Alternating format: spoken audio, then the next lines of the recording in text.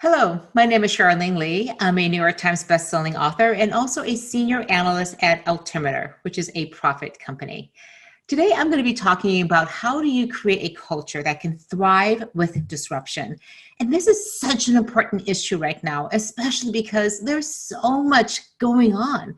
There's one crisis after another, there's chaos going on. So how do you create a team? How do you create a culture that can not only weather all the storms that disruption could be throwing at you, not just survive, but also thrive? So the reason why I love the topic of disruption is that I have made it the purpose of my career to help leaders and organizations thrive with disruption. And my latest book, The Disruption Mindset, what I found was that it's oftentimes thinking about disruption in a different way, because we keep thinking it's something to avoid, but it's disruption that creates growth. And especially now, disruption is a huge opportunity for change. When you see these disruptions coming at you, how do you look at it as an opportunity to change, an opportunity to grow? There's a lot of research that shows that during times of recessions, times of setbacks, that's when the next generation of business leaders, of business organizations that are going to change so many things, rewrite the rules, this is the time when those opportunities emerge. So when it comes to disruption and creating that culture, I think there's two types of cultures to think about. You may be in a culture that is what I call stuck. It tends to think, this is the way we've always done things, and so we'll just keep doing it because it's worked pretty well for us in the past. And people are pretty confident that what's worked in the past is just going to continue to work that way. But there's a different type of culture, a culture that is what I call flux culture thinking. And these cultures think very, very differently. They constantly say to themselves, there's got to be a better way. They think that sharing is where power comes from. And they're going to do a lot of tests, not to be proven right, but to be proven wrong. And therefore, they can then improve. It's a completely different way of thinking. And if you feel like you're more in the stuck culture area and you want to move to flux culture, then you're going to have to change your culture. And the way you do that is to change your beliefs and to change your behaviors. Because that's all what culture is. Culture is simply the behaviors and the beliefs that your organization believes in and acts on. So I'm going to go through today and talk about how you actually do this. How do you create a culture that can be much more focused on being disruptive? My research has found that there are three beliefs of disruptive organizations, of these organizations that have a flux culture. The first one is that there's a belief of openness, that being more open is a great way to create transparency and accountability. It's all about trust. And when you can have trust, you can move so much faster and with great speed and agility. The second belief is of agency. And this is the belief that everybody in the organization has the ability to act like an owner, to take decisions, to own them, and then therefore be focused on doing the right thing. But they're not empowered. Nobody's giving them the power. They already have the power just by simply being a member of the organization and being aligned around the strategy. And the third belief is a bias for action. There's a belief that things are moving further and further away from you. Your customers are going so fast, you got to catch up to them. There's no time to wait around to make things perfect. We've got to act right now. So I'm going to go through each of these and then talk about how you can create and sustain an organization with a culture operating system. But let's talk about these three beliefs first. And let's talk about openness first. And openness is the ability to encourage openness to create, again, that foundation of trust. So when we think about being open, there's a couple reasons why it's so important. It is the very first belief that I put out there and observed in disruptive organizations. First of all, openness creates accountability. And if you're trying to disrupt, trying to create a huge amount of change and growth and just do this at such a different level than you've done in the past, then when you sign up to do that, you have to be able to say, yeah, I'm going to sign up for it and you're going to see all of my actions. I'm going to take it on and be accountable for it. When there's openness and transparency in an organization, there's no place for anybody to hide. It's not like you can go in and say, oh yeah, I support your disruptive process and strategy, but I don't really. So I'm going to go back to my office and sandbag everything. I'm going to just not try my best because I really don't believe in it. When you have openness, that doesn't happen. Instead, it forces difficult conversations. You can go up to somebody and say, hey, because we have transparency, because we're open, I see that you're not showing up at these meetings, you're not giving your all. What's going on? Is there an issue with the strategy? What's going on? And especially now, because disruption is so hard, it's very important that we are set up to have these difficult conversations, and openness provides you the data, the information, the platform to have those conversations. It also removes the fear of failure because, well, everybody can see that it's not working for you. And what better way to ask for help than for people to see it's not working? And instead of you having to raise your hand and say like, oh, it didn't make it didn't work, I'm failing, people can see that it's not working and they will come to you and say, I see it's not working. I think I may have a solution. That's a much better way. This is the way that disruptive organizations work. And then finally, it's a great opportunity for a diverse group of people to come together, because you don't know who has the right ideas, who has the ability to help you fix these problems, to disrupt the problem that you're trying to solve. So when you can have a lot more openness, you have a lot more information sharing and decision making, so that everyone in the organization, regardless of their background, regardless of where they work, in geography or time zone, or even what level they are, anybody can contribute to that problem.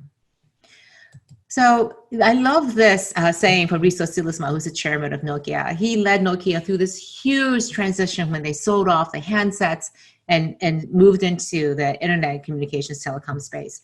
He says, no news is bad news. When there's nothing happening, we're hearing nothing, that's not good. When bad news is actually good news, because now we know what to do. We know what to fix and we can focus on it. And good news is, well, it's no news. We're not going to celebrate good news. Good news means that it's working. So great, let's move on now. Let's focus on the things that aren't working, making sure we have that culture of openness so that we can make sure that we're communicating and sharing information at the level we need to be. So a couple ways to create openness in your organization. First of all, determine how open you need to be, how much trust you need in your team to be able to share and use information to make decisions. This is the fundamental question. How open do you need to be? Well, figure out how much trust needs to be there. And especially if there are places where trust is low, this is the place where you really want to address it with openness. If trust is not happening because of past experiences or personal difficulties, personalities are strong, whatever the reason may be, being much more open in those areas, in those circumstances with those people is going to push you to greater and greater communications and a way to build trust. And also, I do believe that making more data, more information available is a great stepping stone. I was speaking to one CEO, and she was sharing that they realized that only the top executives in the organization had access to all of the rich data and analysis. And they asked themselves, especially as COVID, the shutdown was happening with COVID, well, why can't we make this information available to anybody? And when they looked at it, they're like, there's nothing confidential in here. There's no reason why we're gating it. So they made like 97% or so of their information inside their firewall in the intranet that was not previously available to anybody. They didn't want to put any barrier between somebody and the information that they could use to do their job. And the last area is to start using all of the fantastic collaboration tools that are out there, especially if you're a leader and you're there to make sure that people are collaborating and communicating. This is not a platform for everybody else and not you as a leader. It's really important that you get into there and demonstrate, be a role model for what sharing and decision-making in an open environment looks like. So that's openness. I want to talk about agency, which is where you give employees the agency to act like owners. And as I was mentioning before, this is very different from being empowered. Right? Because one of the biggest barriers that we found in organizations that are trying to be more disruptive is that people kept saying, well, I don't have the permission. I don't have the approval to go out and do this thing that I think needs to be done. But yet, if you have strong agency in an organization where everyone understands what the strategy is, what is the job to be done, what are our objectives, then there's a lot of trust. There's a lot of agency in the organization that somebody's going to say, like, I know what can be done, and I have that power. I have the permission to be able to go do this. So I don't need to go find that stamp of approval to have that happen. Now, a couple of things that happen inside many organizations is what I call HIPPO. It stands for highest paid person's opinion. And this is something that leaders have to constantly fight against. And that is because you're the most senior person in the room. Everyone's going to assume that you have the answer and that your answer is going to be the right one. And if you're that hippo in the room, you have to make sure that that doesn't happen and that the agency in the room resides with every single person. Because the minute your organization, your team defaults to hippo, people's agency are taken away. They do not feel like they have the ability to act like owners because, frankly, the hippo is the owner. So it's a very important process that if you want to create agency, it starts with you as the leader to make sure that you are encouraging people to step up and own the agency they already have. So I want to give one example from Amazon. They have two wonderful principles that really point to this. One of the first ones that they have is just plain out called ownership. They believe that every single leader in the organization, and by the way, they believe that every single employee at Amazon is a leader, has the potential to be a leader. So there's a very strong sense that everybody can be an owner of what's going on in their work. And the other one is this idea of having backbone, disagreeing, committing. There's an obligation that when you come to the table to make a decision, you're going to fight and fight really hard for what you think is right. And you're welcome to disagree. In fact, we encourage people to disagree because that's how we're going to get to a better solution. But when that decision is made, once we have decided all the various options and we've picked this one option, this is going to be the one way we move forward. There's no second guessing at this point. At that point, we need everybody 100% committed.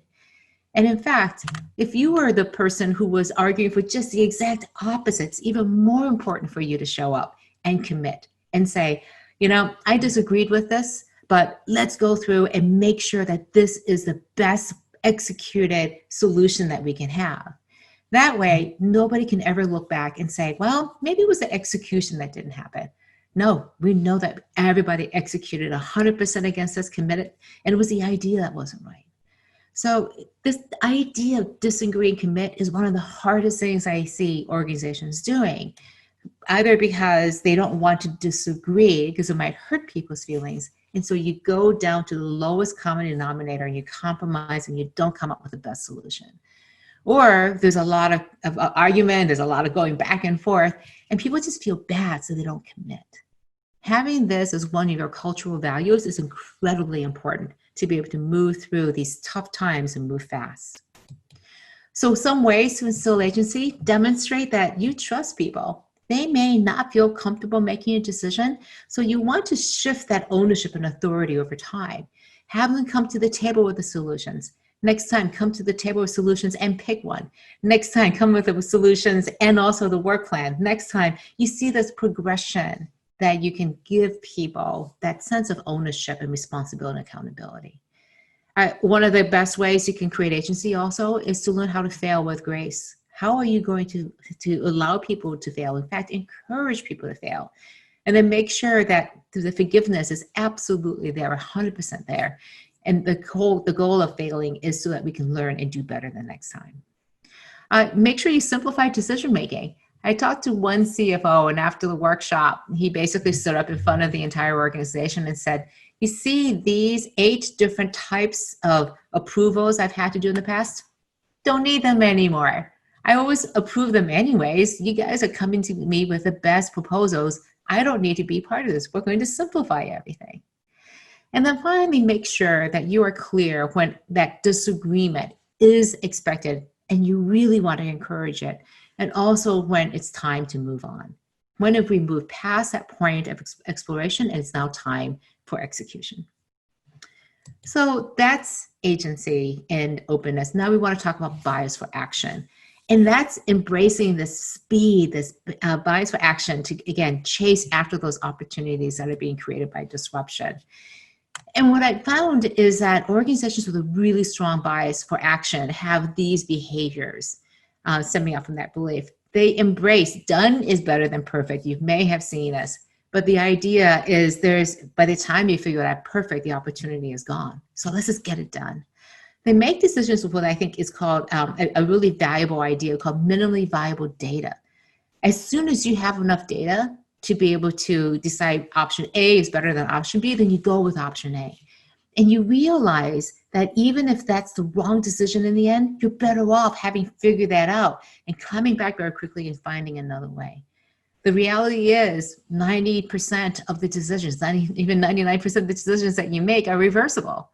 So let's go forward, try it, figure out, put it into the market, put it in the hands of people who will actually use that product or service, and then figure it out.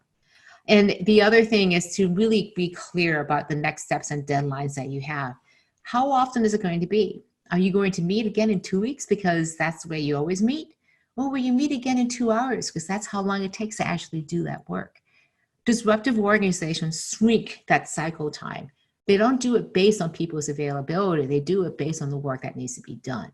So if it takes 2 weeks or 2 days, then that's how long it takes to get that work done to the next phase. But I hope that you make these cycles as short as possible so that you can figure out very quickly whether it's going to work or not. So I just give a quick example here of the Southern New Hampshire University. This is a university, guess where? In Southern New Hampshire. And there's a small 3,000 person campus and about 150,000 students online. The president, Paul LeBlanc, very early on, decided that he was going to make everything student focused and set up a separate organization that could have the flexibility and the ability to be able to act very quickly. And one example of that is they had a chance to buy a nearby university, and they had 5 days to make the decision. When the call came with this opportunity, that afternoon, they had a team at that other university. The next day, they had done a full entire audit of what the opportunity was. And on the 4th day, they had a proposal on the table. Now, most organizations, even if they're not-for-profits, could never even come close to this. Even for-profit companies couldn't do this. But because they were engineered for that speed, for that bias for action, they had the cross-functional teams, they were set up to be disruptive for any opportunity that came available, they were able to close this deal just in 5 days. So a couple ways to instill this belief: make sure you're understanding what is your capacity for change. In particular, understand how strong it is and then slowly keep increasing it. This is something you train for. It is something that you develop over time. If your action timeframes are much longer, start trying to shrink them. Making sure that your employees have what I call an extrasensory skill. That means everybody's out there looking to see and understand what your customers are doing. And then you have a way to process that up and then be able to make decisions on that very, very quickly. And I think the last thing is that I wanted to say is forcing impossible deadlines is a really good way to do this, because it removes that ability to make things perfect. It forces you to have to make all these compromises about things and really focus on the most important decision and data that you need to have to make that decision. That's the magic of minimally viable data. What is the minimal amount of information to be able to take that next step? So if you're thinking about these beliefs of openness, agency, and a bias for action, think about your own organization. What are the beliefs that are holding your organization back? And here are some of the things that I've heard from people. Some people say, I can't speak up, I might get fired. They feel it's very dangerous to be able to speak up and say something. We need more data to be 100% sure, because we have to be 100% right. They have to be perfect. I love this fourth one. I can't change anything. I'm just a and you can fill in the blank. I've heard this from people saying, I'm just a person in our front lines doing the work with our customers. I'm just a manager. I'm just a VP. I'm just a CEO. I'm just a board member. I've heard this from every single role, every single person. And this is a really dangerous thing because it says we don't have the agency. We don't believe that any of us can make a difference and change. Being able to flip that and say anybody can make a change and a difference is a fundamental change in the belief. Transformation isn't my job. And then again, there's always the agreement, consensus approach. We can't move forward unless everybody agrees. And that's such a dangerous place to be because does everybody really need to agree for us to move forward? Are we that fragile as an organization that we need to believe that? The key here is to test every single one of these assumptions. And as a group, decide which of these things are holding us back. And then decide, literally put them on the wall and say, we're not going to believe these things anymore. And instead, put up on another wall the beliefs that are going to move us forward. What are we going to say to each other? How are we going to act differently to be able to do that? There are tools to do this very quickly. I would encourage you to do a culture audit. This is an example from an assignment that I did with a recent client. And we asked them what behaviors have held the company back through the years, and they were able to do in open-ended discussions the results. So this is a participant, I think 89 people, 62 answers, almost 1,000 votes. And you can see this charting this over in terms of, is it a consensus and how popular is this? And this tools like this and this technology allows you to be able to do that really quick culture audit. What are the beliefs that are holding us back? How do we move forward from there? So I want to talk about very quickly, a Flux operating system. And the Flux operating system consists of structure, process, and what I call lore. I'm going to go through these things very quickly. And structure just says, how do we ingrain our beliefs in the organization? At ING Bank in the Netherlands, they developed something called the Orange Code. These are the fundamental behaviors and beliefs that they had. And they changed the organizational structure too. They went to complete agile. They tore apart the entire departmental structure in their headquarters in the Netherlands and put everybody into cross-functional teams. So every team had engineering, had finance, had marketing, had product development focused on customers. And so they use the Orange Code as a foundation for the structure, and they use the structure as a way to reinforce the code. Another company, this is from Telstra down in Australia, and the former CEO posted this thing onto their intranet and said, please tell us your top time wasting and unnecessary approvals or processes. We must be more efficient and reduce unproductive work. It's a little bit hard to see here, but there were almost 800 different responses that came back to this post. And that was only in the first hour. So David Thaughty and his team had to go back and figure out, well, which of these processes are we going to keep or not? And slashed a bunch of them and agreed in this post that, yeah, we don't know why that exists. But this process is really important for these reasons. Think about what that did. It opened up the communications. It demonstrated openness on the part of the organization and leadership. It created agency on the part of people and a bias for action, like we got to get this done. So this is how process could be used to, again, reinforce that belief. And then my favorite area is lore. We have rituals, we have symbols and stories that really go back into the lore, the sort of soft aspects of the culture. But these are extremely important, and you can design these. I'll give an example that I think many of you are familiar with. This is the New Zealand rugby team. They do something called the haka, this amazing dance at the very beginning of each of their matches. It's incredibly unifying for the team, very intimidating to the other team, but it also creates a sense of belonging. And that's what rituals do. Instead of feeling like an individual and outcast, we go through these rituals, and especially if they're meaningful, if they're built back into the beliefs of openness, of agency, of bias for action, the rituals become even more imbued with that meaning and create that sense of belonging. At LinkedIn, they have this ritual every year called Bring Your Parents to Work Day. And I love this because it says, who are the most important people in your life? Well, your parents. But do they know what you do? And so the workers bring their parents to work. They actually see it. The parents see what's going on in their workplace, understand the mission of LinkedIn. And then therefore, when you are having a bad day, well, guess what you do? You call your parents up. They go, yeah, I know it's a bad day, but you work for a great company. So these are rituals, again, that reinforce, again, what are the things that are meaningful? Here's an example of a symbol. This is from OXO. They make household goods and kitchen goods. And when you walk into their New York office, you see this beautiful wall filled with gloves. Employees are asked to go find these gloves just on the streets of New York, wash them and bring them in, and they hang them up. And it's to represent the hands that they make the products for. They're big hands or small hands, young hands, old hands, arthritic hands. And the hands, again, remind people as they're walking into the office, who are we doing this for? And who are the focus of all the work we're trying to do? And then stories are just so rich. This is, again, one of my favorite stories is from 3M and the invention of the Post-it notes. And these are the two engineers who actually created the Post-it notes. One person had a glue that just didn't work that well. It was a failure.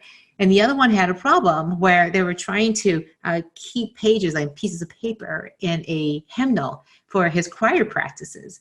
And they talked about it, they figured this out, they thought it was great, but the leadership didn't like it. They thought this was a stupid idea. So they made up a batch and they put them on the desk of every single assistant for the senior executives. And when they ran out, they kept asking the bosses, well, where are these things? We love them, give us more. And that's how they were able to break through. So what are the stories that you have inside of your organization? What are the stories that you can tell people, tell each other, that reinforce the beliefs that you want to have to move you forward? So a couple of last action steps to close out. First of all, audit your beliefs. What are your formal beliefs? What are your informal beliefs? How have they changed? And are they working for you? Or are they holding you back? And then review and look at your purpose statement, because this is the statement that says, this is why we come together. Hopefully you have a good purpose statement. It's not buried someplace. And hopefully also you're starting to use it. You're using it as a place to come together, to create that unity of purpose and objectives. Take a look at your operating system. Which of these things need to be tweaked? Is it your rituals? Is it your structure, your process, the stories you tell? And then finally, include a culture review. Include a culture review at your next executive or leadership retreat. This has to be on your agenda. I know there are so many things that are pressing on your agenda, but checking in, doing that audit, understanding where you stand as a culture, and what needs to be fixed, what needs to be addressed. Because the one thing I have seen is that you could have a great strategy, but if you don't have your culture lined up and well-tuned, culture is the engine. If strategy is the road that says this is the road we're going to go about to achieve our objectives, then the engine, your culture, determines how fast you're going to go down road. And you want your culture engine, to be as finely tuned as possible. My last point for today is that this is a hard job to do. Disruption is incredibly difficult. And I wish I could tell it was easy, but I can tell you, you will know that you're doing it right if you are living outside of your comfort zone, if you're living at that very edge. Because this is what disruption means. Disruption means being able to push out to the edges of your capabilities. Because until you push, you won't know where that edge is. And it's at that edge where the magic happens. So I encourage you and wish you the best of luck on your journey. This is my contact information. Would love to hear from you. Please stay in touch. And you can also see there's a URL here at the bottom. You can go out to that site and be able to get these slides and lots of other information that can help you along your disruption journey. Thanks so much for watching, and all the best.